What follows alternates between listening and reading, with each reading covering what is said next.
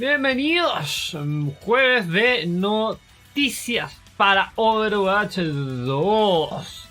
Tuvimos un stream grande por parte de Blizzard que nos trajo varias noticias para Overwatch 2, que se mencionó el nuevo sistema 5 vs 5, ya no es 6 vs 6.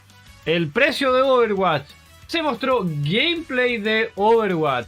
Se mostró una partida de un equipo contra otro equipo de los desarrolladores de Overwatch 2. Se habló un poquito más de lo que va a ser el competitivo y qué mapas van a estar para competitivo. Ahora vamos a hablar de todo eso en detalle leyendo el post de IGN que ven acá en el fondo. Vamos a dejar el link también obviamente en el video de YouTube. Y después de este video al final vamos a dejar todo el gameplay que grabamos cuando fue la transmisión de Overwatch para que puedan disfrutar la partida sin ningún inconveniente y puedan ver un poco del juego los que quieren entrar obviamente en más detalle. Yendo a la noticia principal, el tema de los que se preguntan es de quién, no tiene nada que ver con Overwatch, es de quién y es de Smash Bros. Ultimate, la versión. Primero, el 5 contra 5, ya no hay 6 vs 6. Personal me gusta esta noticia, creo que trae un poquito más de significancia al jugador individual, haces un poquito más en la partida, puedes en cierto sentido echarte un poquito la partida al hombro haciendo carry. Y lo otro es que como que ordena un poco las composiciones, creo, ya siendo no tan necesario dos healers, aunque obviamente que pueden funcionar en el caso de que los healers sean competentes en daño, las composiciones con doble healer, pero no van a ser dentro de las tradicionales, por así decirlo. El otro es que las partidas de 6 jugadores como que se sentían que se taqueaban un poco las peleas, como que se pegaban. En el 5-5 se ven más fluidos, creo yo. Y los combos obviamente que tienen bastante más importancia. Los otros son cambios de mapa en general. Hay un nuevo mapa que se llama Monte Carlo, lo van a estar viendo en el video. Me parece que lo juegan, no están jugando el mapa de Nueva York en el video, para que lo tengan en cuenta. Asalto ha sido removido con el competitivo. Y además Blizzard está trabajando en más mapas tipo de presionar, como lo que es Toronto. Hay un robot que va presionando una placa durante los juegos que va desbloqueando spawn points para el equipo que va presionando, muy parecido a lo que es obviamente la presión del estar escuchando el carrito, pero en este caso es un robot con una placa, funciona un poco diferente. Hay nuevos también cambios a la UI, los healers por ejemplo, Zenyatta en el caso de él tenía dentro de la visual a quien le tenía puesto como un emoticon del héroe y el buff, y a quien le tenía puesto el debuff. Hay diferentes cambios para la mayoría de los personajes. Los tanques toman un rol más de bruiser, por así decirlo, no de tanque, sino que soy más frontal y tengo control y daño, pero en verdad no soy inmatable. Van más al control y al daño en este aspecto. Y obviamente hay diferentes cambios también para otros personajes. Los otros que Zarya, por ejemplo, tiene dos cargas de lo que es su bola, su escudo, que genera energía, por ende está con energía todo el juego, está con bastante más energía, y genera ejemplos de acciones poco tradicionales, como por ejemplo que se tira un Genji con su habilidad definitiva, y Zarya le tira sus dos burbujas encima, y obviamente que está con las dos burbujas molestando con el escudo, se vuelve un poco inmatable, y está golpeando con la última, así que se pueden generar todo ese tipo de compos, lo cual está interesante. Hay un tributo a Jeff Kaplan, y lo pueden ver, Jeff Corner Pizza. Y disfrutan el juego, se los voy a dejar dentro del video. Personalmente, opinión personal, ya que lleguemos a una conclusión obviamente de todo lo que vimos, creo que está un poquito caro, $60 para lo que trae hasta ahora. Veamos si es que se vuelve diferente. Personalmente se siente como un parche grande, algo de lo que fue como Heroes of the Storm 2.0, más que un juego nuevo, porque no trae gráficas distintas, son casi exactamente iguales. Por otro lado, algo positivo también del juego son los disparos, se sienten pero increíbles, los sonidos están grabados de nuevo en diferentes ambientes y la verdad que se siente increíble lo que son los disparos en lo que pudimos ver de partida. Les dejo la partida, chicos, espero la disfruten y esperamos más noticias de Overwatch 2.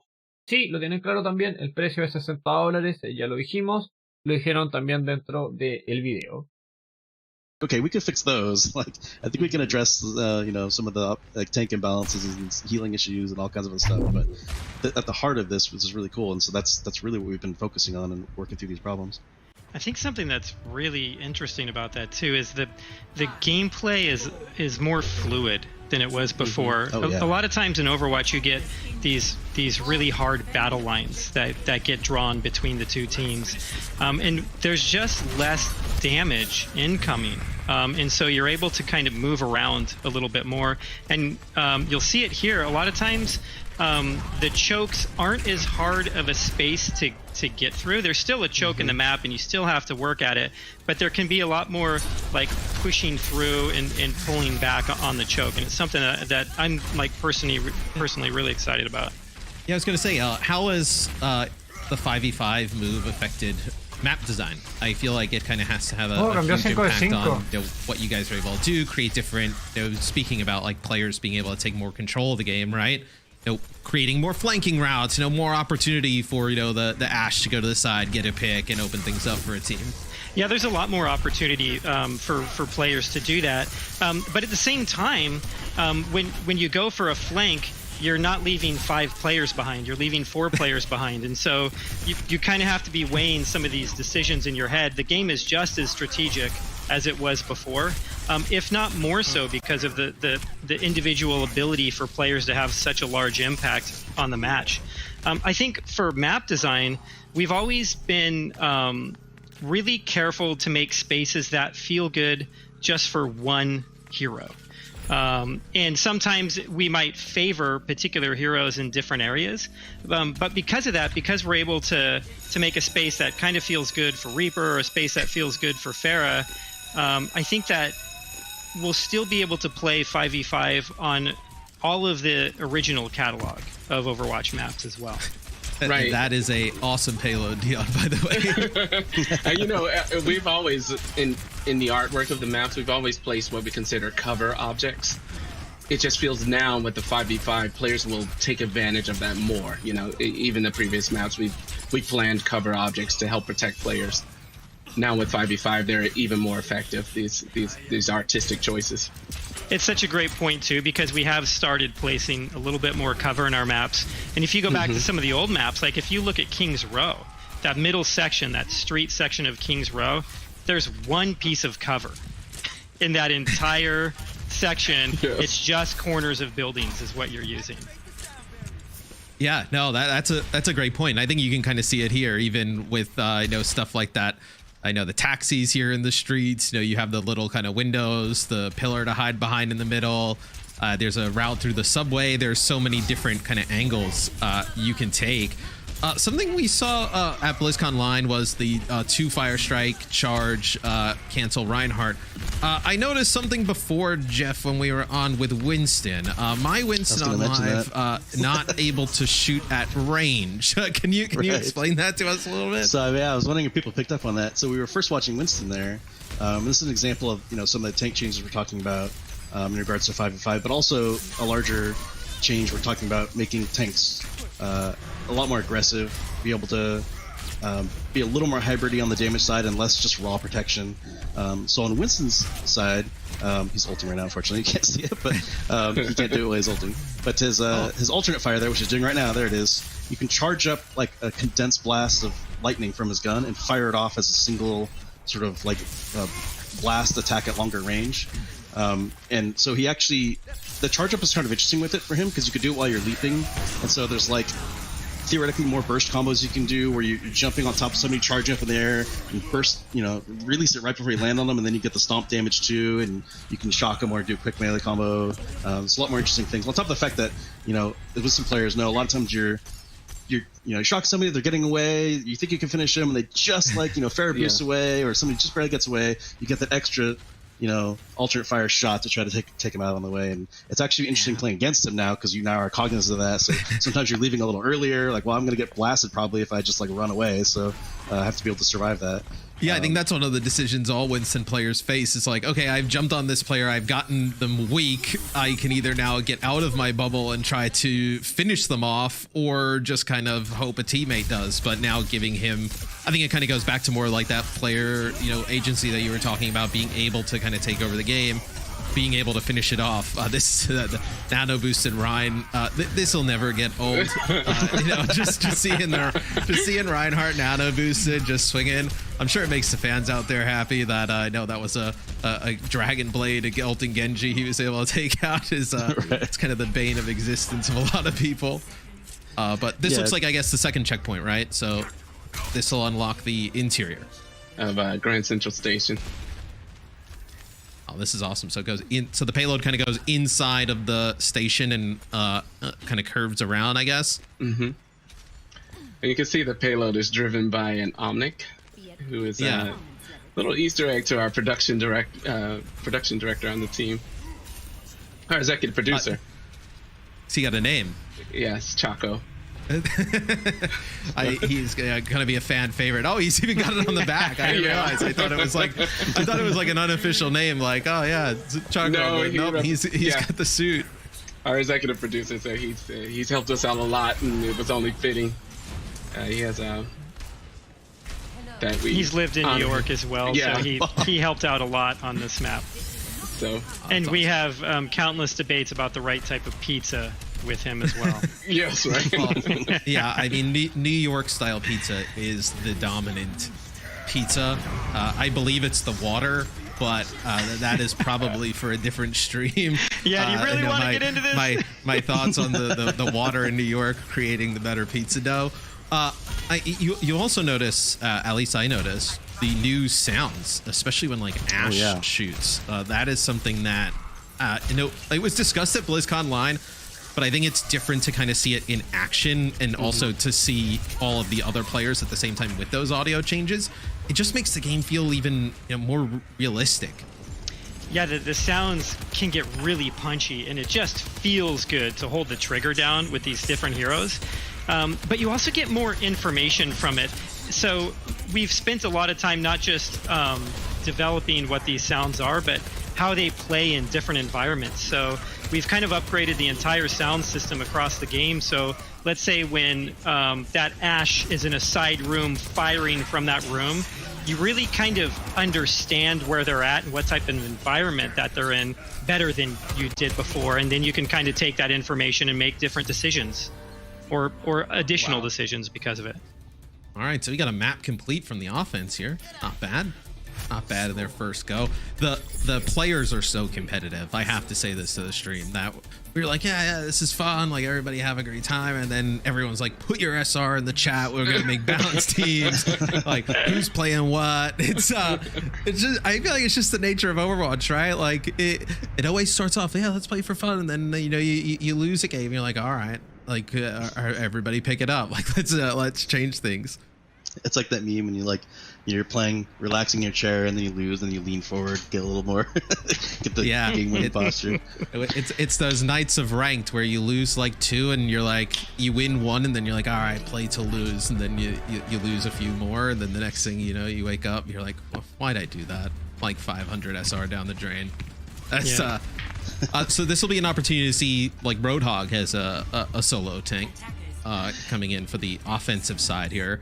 I feel like he's just going to be, even on live, he just takes up so much space. Me gusta el cambio del 5 versus 5. And he takes up space not with a shield, but like just his body. As I say that, we have a Zarya swap. But talk to me a little bit about like the thoughts on how like the Roadhogs of the world, Divas, even Zarya. I know there's some interesting stuff with Zarya. So like I said before, a lot of this is still work in progress. We're still sort of addressing hero by hero. But like, because once we started going to one tank, it was sort of the big question was like, what direction are we pushing tanks now? We're trying to make Roadhog, a lot more static defensively and have, big barriers or something to protect his team, or do we want more the opposite? We're like to take the Reinhardts and the Risas and Sigmas and actually give them some more aggression and be a little more like Roadhog and Diva. And so we definitely opted for that latter route after playing, because it's like, not only is it just more fun to have that kind of extra speed and aggression, but a lot of what people had a lot of comments on in the past, when the metas get too full of barriers and shields, and honestly, even sometimes when there's just, you know, the one Orisa blocking you with just the chain shields, and it's just like, you know, people had comments like, oh, I just feel like I'm shooting shields all the time, which, so, like, we were definitely hearing all that, and you could see some of the balance changes we made in the past in the live game. They've been trying to address this, but once we got into this situation where we're like, oh, this is sort of an opportunity actually here to reduce a lot of these effects, and you know, we still want them to be there and present and be important, and you can still block huge abilities. They still have a decent amount of health, but you know, less than they had before. But then in response to that, you can see Reinhardt here. He hit the wall right there. He didn't cancel it, but you can cancel your charge, and you can get two fire strikes. So the canceling charge is one of those like sneaky things that seems like to some people might be kind of a minor change, but it almost like completely changes how he plays a lot of ways. It's actually really fun because you can it has a really fast recovery when you cancel, so you can like charge up to a group and then cancel and immediately ult and just like knock everyone down. So the fact that you can even do that is its own now like sort of mini game that people play where you can kind of bluff with it. If people know you have your ult or think you have your ult, you can charge right at them, and they're trying not to get stunned. Like, they don't want to fight you necessarily like normally because they don't want to get earth shattered. So sometimes you can like bluff people and are running for cover and you didn't even have it, or you save it or something. So, and it also just allows him to, you know, get in there and be more aggressive without sacrificing his health bar. Yeah, it just sounds like another change, almost like how you kind of mentioned like stuff like that Winston combo, kind of, you know, as you're playing and testing and seeing all these different things. Like, yeah, where the Winston combo, you can, you know, load up that secondary fire, come to, like, get the jump damage, land on somebody, take them out. Like, now you kind of have like this like little meta game with like Reinhardt play, right? Where, you know, now you kind of have like this another layer of canceling the charge, you know, being able to. I remember there was one clip, I think, from BlizzCon Online and just like a trailer where he charges towards the team, cancels, and then shatters them all. Being able to make plays like that just seems so sick. He's also got the ability to control his charge more, so you can actually turn around corners more. Oh yeah. So the charge, while you can cancel it, it's also more aggressive and it's more versatile. I think something else that's really interesting, if you look at if people have noticed what's happening with Zarya, is she has 2 charges to her bubble now. But they share charges is the trick. It's actually what we play tested in the April Fool's patch. So as people probably noted, like, you know, some of those changes a lot of them were just silly, kind of fun, like permanently flying Sigma. But, you know, there were some changes we threw in there. I was like, let's see how people react to this. I'm curious what people think. Like, maybe this is something we can try. And the Zarya bubbles is one of those things. So, Aaron, you know, it's something we just recently kind of put in, right? Oh yeah. It took me a while to get used to the new changes, but once I really dug in and settled with these changes, I realized it's how I always wanted to play Reinhardt this way, basically. Yeah. You know, the charge in and yeah, we were joking about that the other day, where I'm like, yeah, like the canceling the charge just feels so right that but you're so like trained to kind of how it is, like where you're just charging into walls that I was like, I don't have to do this anymore. No. Like I can just go. Like it's such like a great quality of life change. Yeah, something else I think that's really interesting here is this fight's been going on for a while. Neither tank has fallen. And the support had been doing such a good job at keeping the tanks up, because there's only one of them that they have to actually focus on. And the fights feel really, really good being the tank player now. Like, the amount of times you get into this situation where it feels hopeless. You're low on health. There's a bunch of the enemy players focusing on you, and you're able to still come out of it. It feels so incredibly good, and you feel really powerful. Yeah, it's I think that has to be something that you guys have kind of gotten in feedback, that from a support's point of view, you're able to dump resources into just one tank, and that also probably frees you up to do a little bit of other stuff, right? Where Batiste can do a little bit more damage. You know, Zen, you can kind of orb the tank and then focus on the damage. That probably has to be way easier in supports now. For sure. Yeah, we got a lot of feedback from support players that it's a lot easier to focus, and a lot of times you almost have this like communication between the two support players, and you know, you have like Mercy's like, I'm just going to be, on tank duty and just be on tank basically the whole time. And you have like a Lucio or something like that just to spot heal everybody else and speed everybody up. But there's other strats, like sometimes we've seen people go too big heal, main healers essentially, and try to just focus so hard on their tank that even with like Disc Orb on them, it's just hard to kill them. So that's going to be an interesting strat too. So I'm not even sure like what their quote-unquote meta is entirely yet, especially because we're changing things all the time. I guess it's pretty hard for them to settle, but it's been a lot of fun. This Zen UI is new. Oh yeah, it actually looks really cool. This is something obviously that's incredibly new. I think on live, like it's kind of displayed on the right. Yeah, we're generally looking through this. Go ahead. Sorry, Jeff. I was saying we're generally looking at anywhere we can improve hero-specific UI stuff like this, and we felt like this could use a big update and be a lot more readable. Yeah, I think one of the things I'm most excited about with the healer UI is it's not just on Zen, but it's on Mercy also. You see the portrait of the player that you're healing. And so it's just a lot easier to kind of figure out who you've got instead of just using something like a nameplate, and it's not off to the side, right? It's like center screen, so you're able to still kind of focus down the middle. Yeah, and you can see his Discord is down there as well. So you have like Harmony and Discord orbs are kind of both shown on each side of the ult at the bottom of the screen. We have an overtime here. I can imagine the comms are. Everybody's starting to get pretty sweaty now. We get towards the end of the map. This has really been, I gotta say for you guys probably, this is probably awesome to see, like the game actually being, it's one thing I think to play, but now to like observe and be able to watch, and obviously the people you guys work with every day, this has to be pretty awesome. Yeah, it definitely is. We've been playing it in this state for a long time too, and it's always so tough to play a game a certain way at work and then go home and it operates in a totally different way, and you're playing with people online and you can't help but think like, if only you knew right. what I was playing, every day. And so it feels really good to have that out in front of our community so they can kind of see what we've been doing. There's actually a ton of like small changes in here too. Like I'm curious if people picked up on it after one game.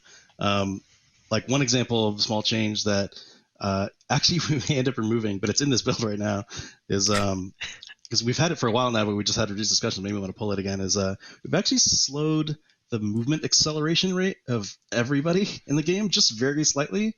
And the reason for that was to try to create a little more sort of prediction element to shooting an enemy, as opposed to like you can kind of AD spam a lot of times, or just like turn directions so fast that it was really hard to lead a shot, or sometimes it felt like you're guessing a little bit on which direction they're going to go. So we tried to like just notch it down just a little bit, so you can't really feel it as much in first person, but it's kind of one of the subtle things. But after sitting with her for a while, even just like I think it was like last week or earlier this week, we started bringing up a thread again. Like, do we want to keep this? Actually, this has been around for a while. Is everyone still happy with this? So that's just an example. This is very of, like, the controversial. core. Like among the design team, there's a lot of back and forth on this one. So, but I think whether or not we keep a change like that in the game, I think what it speaks to is the amount of systems and how deep we're looking at, like the entire experience of PvP in the game. Yeah, seems like no stone on PvP is being left like untouched, right? Where you're able to kind of look under kind of every rock, see what you guys want to do. I want to bring somebody in from the community real quick. I can welcome in Stylosa. Dude, what'd you think? First looks, what'd you think, man? I'll be honest, I was a little bit skeptical when I first heard about 5v5. Ripped to the off tanks kind of thing, but I don't know. Based off watching that first map there on New York, I don't know, it looks quite spicy. This could be quite good. Yeah, no, I'm really excited. Like, as somebody who I will wait in the DPS queue, as long as I gotta wait, but now like seeing the tanks and seeing how aggressive you can play, and push the pace, I'm excited to be able to kind of now dive into the tank role, and also when I'm support, to throw a few heals on my tank, then start pumping out some damage. Yeah, I mean, well, super buff tanks, you're just going to go in, right? This is, it's always been the dumb thing when you're playing Reinhardt, right? You don't want to charge in most of the time, but now it's like, yeah, just go in. Now I'm going full throttle. I'm charging back in. We can bring Aaron and Jeff back in, as our next map's going to be a game mode that we saw at BlizzCon in 2018. It seems like forever ago. Is push. How has the game mode changed since we last saw it? We haven't made a lot of changes to the mode itself, at least as far as like the big rules go for it, but we've continued developing for it. So we have more than one push map in development, and I think we have more than one that we'll even be looking at today. So we're really committed to the mode, and we have a lot of fun playing this thing. I think the interesting thing about push to me is from the outside, it sort of looks like it's a riff on payload, but there's something about having this robot move back and forth in the map that makes this very special. I almost think of push more as a moving control point, or a match of control more than a match of payload, and you'll kind of see it. The mode can be really flanky. So there's a lot of other heroes in here that I think can get play in push. And a lot of that has to do with just the bi-directional nature of that robot in the map, and also because of how quickly it moves. Yeah, and if you've never seen push before, there's a robot in the middle. Both teams will come out and kind of fight for it. And then once you get control, you can start pushing your barricade towards the opponent's spawn. It's the name push, guys. Stylosa, you played it at BlizzCon. How'd you find it then? I mean, it seems like such a long time ago when I played this at BlizzCon. It was pretty hectic. I mean, I will say, though, the teams were horrendously unbalanced at BlizzCon. And I think I had like Seagull, XQC, Fran, and me were playing against random people. It was a massacre. That's cruel. I'll be honest, I was just AFK. It didn't really matter. But it was. I can't wait to see it. I just, any Overwatch 2 news, give it me. I'll consume that stuff. Just give it me. How do you guys think it feels now in 5v5? Because the last time we saw push at BlizzCon, the PvP was 6-on-6. Does it play any different, you guys feel, especially on Toronto? A little bit. So push has always been maybe our most hectic mode, or our most dynamic game mode. And part of the reason for that is the way these maps are designed is we have a very sort of like wavy path that the robot travels on. So the objective is kind of always moving back and forth. And then we have a lot of very direct routes across the map that the players can take. And because of that, it allows players to take a lot of shortcuts, circle around the enemy team, and it creates a lot of these flanking opportunities. With 5 players, there's just one less person you kind of have to kind of keep in your mind's focus and kind of like worrying about where they're going to show up at any time. And so it's settled down a little bit. I still think it has that dynamic nature that we've always loved about push. It's just a little bit easier to kind of understand. Fast paced. I think that's kind of the way I would put it. Like you have a lot of the buildings you can go through, different types of routes you can take. I'm excited. Let's jump into map number 2. This will be Toronto. This will be push. This is the map that we actually saw back at BlizzCon. We all had a chance to play. It was awesome then. I'm excited to see some of the flanking characters. You can kind of get like an overhead view of the map now and see your tracers, your Genjis on this type of map. Reaper is the one to watch for, I think. Has Reaper been tearing it up? Yeah. Really, so really is this map the same as it was back at BlizzCon? Or has there been any alterations to it? It's virtually the same. When we had the map at BlizzCon, it was definitely a work in progress, and it's still a work in progress now, but we've had the opportunity to add additional polish and art resources into the map since then. All the maps just look so good. I know I see Stylos' face when we do the fly through, and he's just like smiling, and he's just like so giddy, like it's so fun. Where I feel like push is going to add a different type of element to the game that like, you know, escort in hybrid, like you mentioned, are like the payload oriented maps, and I think push kind of plays like that a little bit. But there's so much more movement, I feel like, than both of those, and just you take so many different fights all over the map. And I also love the fact that you just can't really tie on this map. I think one of the things like about Assault is that you can, you know, you have like these like long like battles, and then it's a draw, and you're just like, oh, I wanted to. I mean, I may maybe even be okay taking a loss there, you know. But like this, you definitely get a winner. Yeah, definitely. And I really like game modes where the actual objective and the mechanics help pace out the speed of gameplay. And it was really, really hard for us to do that with 2CP. You can have incredibly long matches in 2CP and sometimes like really quick blowouts. And it just came down to what the two teams were doing, and the game mode itself wasn't really doing anything to enforce that the way it might in Control or in Payload.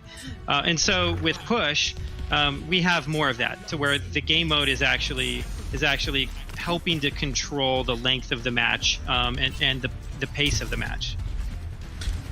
Yeah, as you see on the clock, it's a 8-minute clock right now. So yeah, it is pretty fast. I think it's definitely intended with, you know, some of these flames in mind. As poor Lumpy gets taken out right off the rip. Lumpy was going on one of those flanks, didn't turn out so well.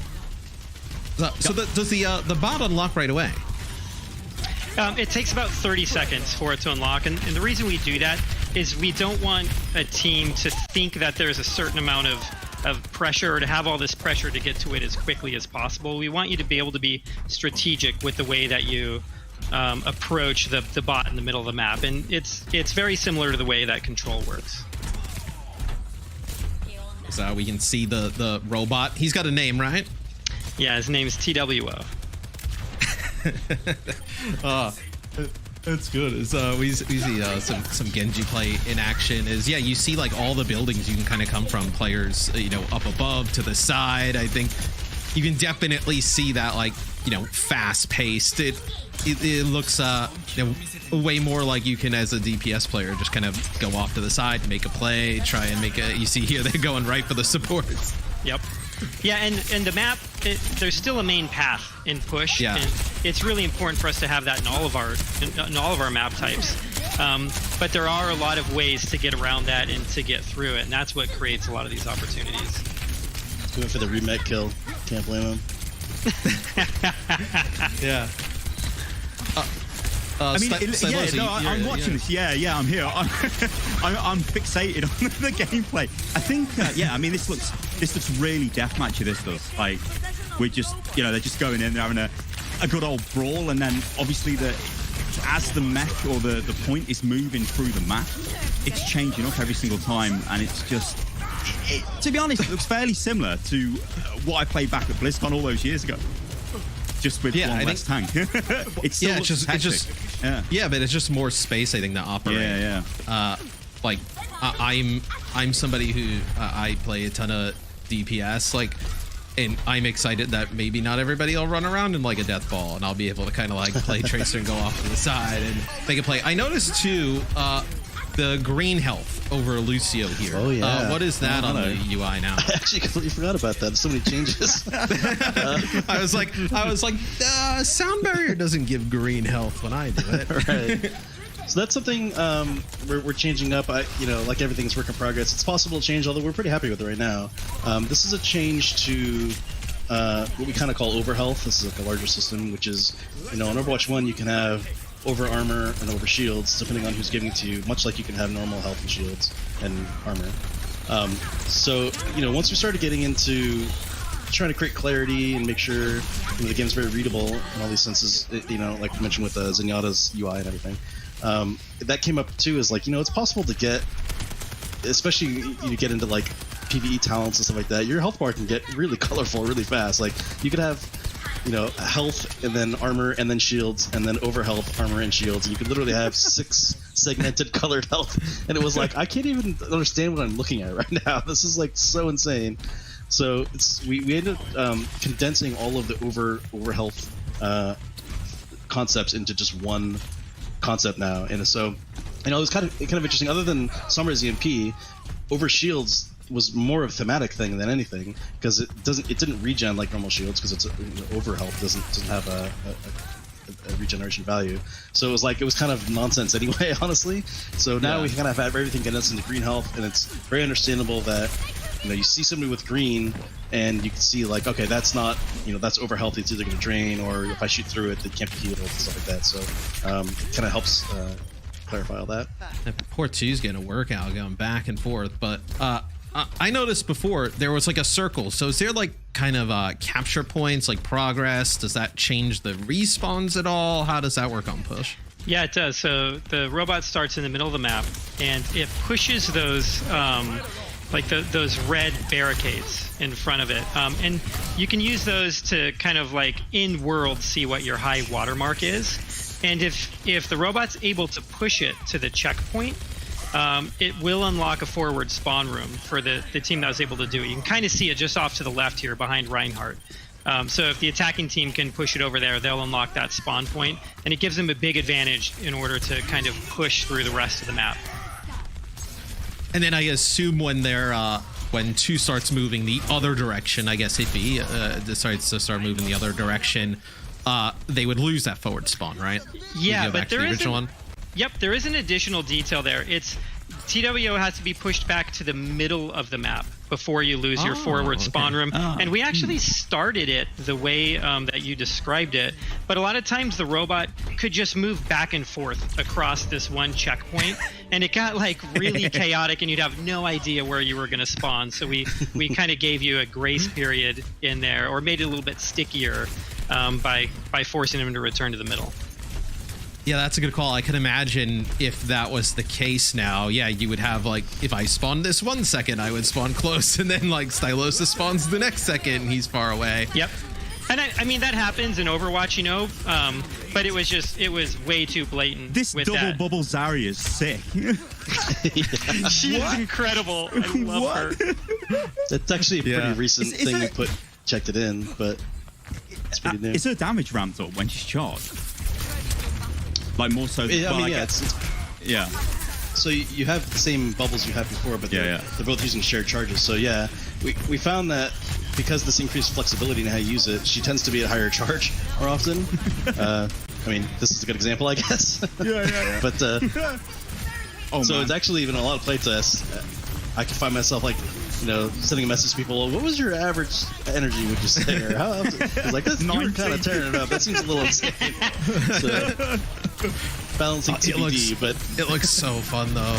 I mean, as somebody who loves to play Zarya, like I also can imagine the people that I would play with on Zarya would just automatically double bubble themselves and everybody else think actually for themselves. Like, let's just run in and double bubble ourselves. But then you start to think like, actually, if I save 2 and Genji pulls out his blade on my team, I think if I double shield him and I save that up, that's going to be kind of ridiculous. I didn't even think of that. Like, not just applying the 2 bubbles to yourself, but you could, because they share the charge, you could theoretically like bubble a Genji blade and then bubble him again, right? Yeah. Or a Pharaoh.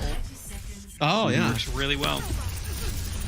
So many different ways. Yeah. So this is like, as it just kind of recently put in, coming off the back of the April 1st stuff and seeing how we feel about it, and it's been pretty interesting. I'm certainly concerned about it in some cases, but it also leads to some really awesome play. So kind of letting it rock for a while and see how it feels. Work in progress, but I like the progress on that one. So OT, how does the rule here work? I guess they have to push all the way to the end, or do they just have to beat the time of the blue team? They just need to beat the time of the blue team. So the win condition for push is whoever has pushed it the furthest by the end of time wins, or if you're able to push it all the way to the end of the map, you'll win instantly. So now they're unlocking their forward spawn room right here. The tragedy strikes for the blue team.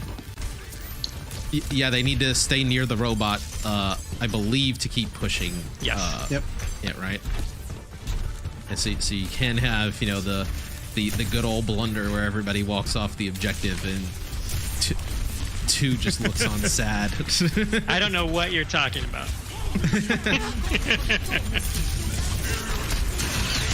Oh, that's a problem. Yeah, I imagine these games go right down to the wire. I mean, just as we saw definitely there.